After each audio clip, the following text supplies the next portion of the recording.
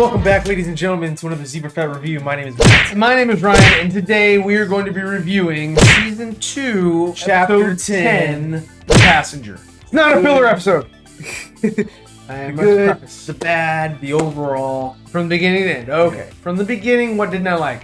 The girl again from Tatooine. She was weird. Still weird.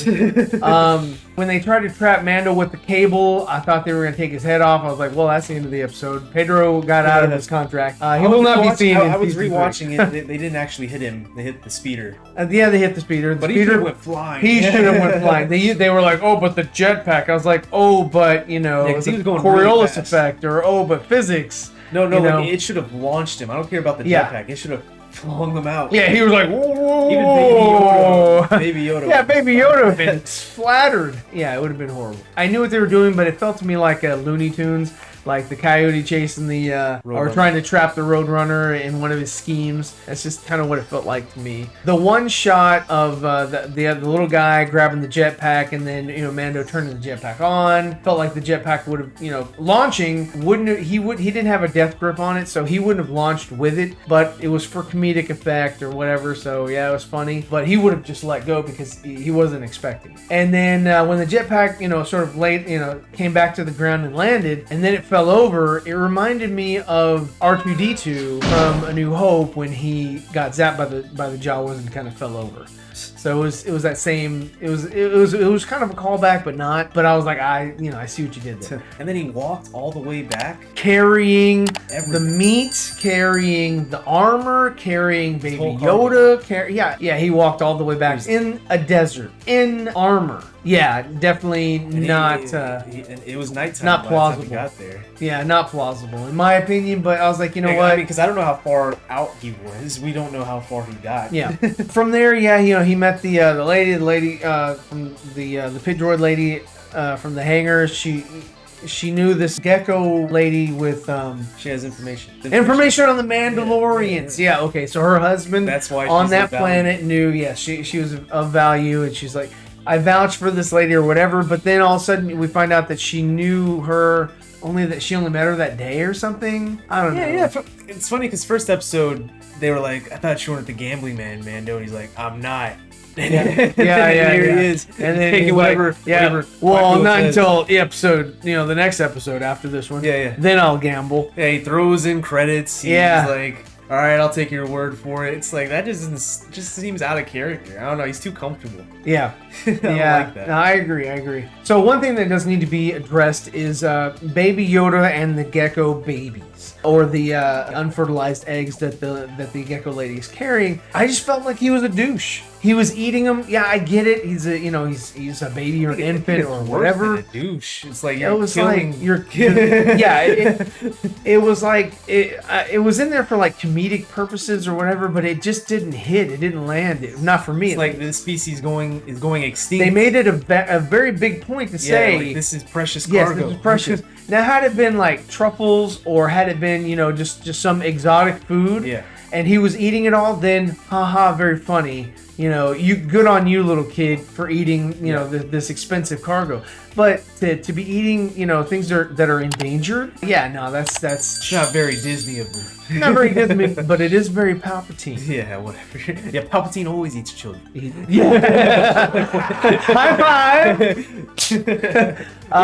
Yes. Oh, dude, I knew it. Like, because you could tell that they were trying to make it into a joke, because the very end, he's got one left. Well. And he looked back at her and he's just like, I ate it. I hope it wasn't to be funny because It was meant to be funny. That's I don't know. I'm hoping- that's I'm why hoping he it's ate like- the last one. hoping it's like, look, he's not that great. Yeah, well, again, and this is Dark humor. this is just me. No, it's a little dark. This is just me. Is that, you know, that's why they haven't named this thing. You know, he was the child, now he's the infant. They don't want you to get attached, in my opinion. You know, or they would have named him. You know, Mando would have named him. But yeah, no, I think that's the reason, and everybody's doubting me, but you know, hey, we'll see. I could be wrong, but we'll see. If I'm right, then He is wrong.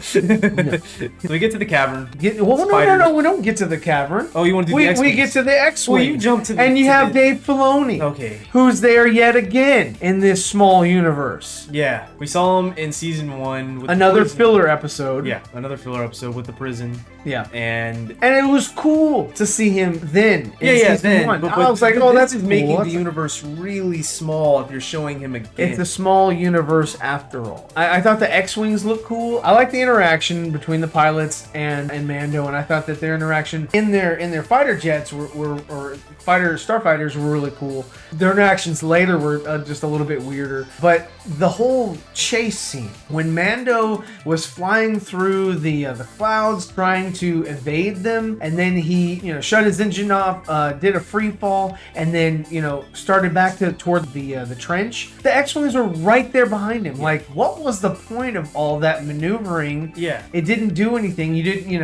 Apparently, these are the best X-Wing pilots in the galaxy. Dave Filoni's the best. He taught Poe Dameron. Filoni has what is it? God dang it! What is it? Aimbot. He has aimbot. Aimbot. Yeah. He can lock on.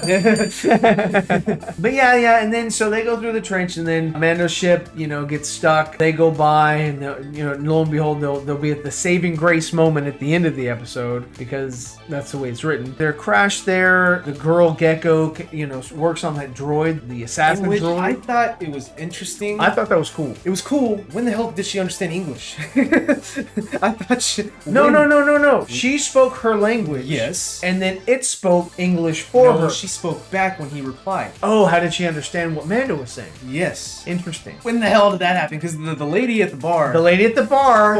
Spoke her language. Yeah! And then when she was in the ship and he asked if you... High five! I was saving that for this channel. Yes. Sorry, Anthony. Catch that. Yeah, sorry, Anthony. I didn't catch that either. That was pretty good. Yeah, I caught that on the Nicotina show. You can watch that on Twitch, the watch part. No, go watch Nicotina. He's worth a view at least. Yeah, I caught that, and he was like, you're right. That is kind of weird. It is. I didn't catch that. That's really good though. Yeah. So she went off. She did the whole hot tub thing with her babies, or her, unfertilized eggs, and then Baby Yoda starts eating them again. Yeah. And or at least he attempts to, and Mando stops him from doing it. And then he went over to these eggs, and he opened up an egg and ate a bug, ate a spider, and which was fine. But then all of a sudden, all the other eggs started hatching and all that at the same time. Like it triggered the whole nest. One little thing, and it wasn't like he did anything to unsettle the whole colony. But unless they're connected some way psychically or something, that didn't make any sense. You'll have to find out in the book.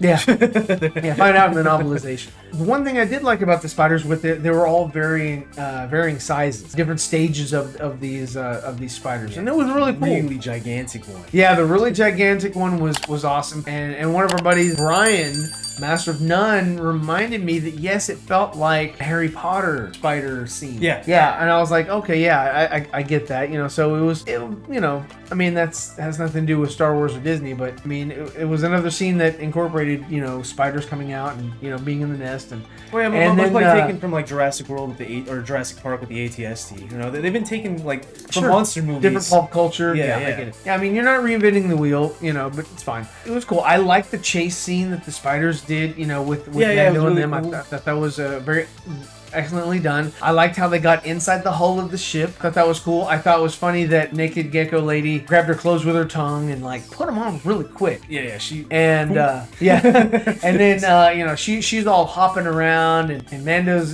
got her babies on his back and holding Baby Yoda. I liked when he used the flamethrower. Yeah, that was cool. It was like charging up. I mean, or as whatever. soon as I saw them hatching, I'm like, it's flamethrower time. Yeah. So that was cool. And then they get into the cockpit. They're kind of stuck in there. You hear all these laser blasts. It's like baloney. Yeah, baloney. He's here. Yeah, exactly. And then they're just kind of camping, shooting the spiders off with ease off of the Razor Crest, and it's like target practice. And I was like, not only did they park, and no one noticed it.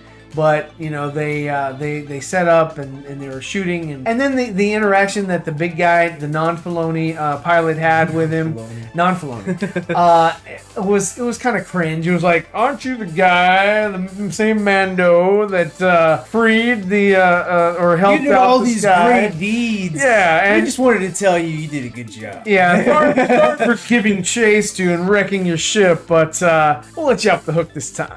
By the way, we represent the new Galactic Alliance. Good luck with your ship. Yeah, good luck with the ship. I'll see you in the next episode. That means that was Filoni. See you in the next episode. Yeah, that means that whole thing was just for nothing. So It was all for nothing. Hated it. All for naught. Then we're left with Mando flying a beaten ship through space, and he's going to the planet of the Gecko Lady, and that's kind of where we leave it off. And we'll find out. Of course, he's probably going to reunite with the father of the unfertilized eggs, and then tell him if there's any left. If there's any left, yes. And then he'll point him towards the Mandalorians that he's aware of, and then we'll probably get some of Gideon. Some better episodes. Yeah, hopefully the next episode won't be another filler. So far, this is definitely on my lower list of all the episodes. Yes, I mean, it's at the bottom for me. This isn't their best filler. It's still rewatchable.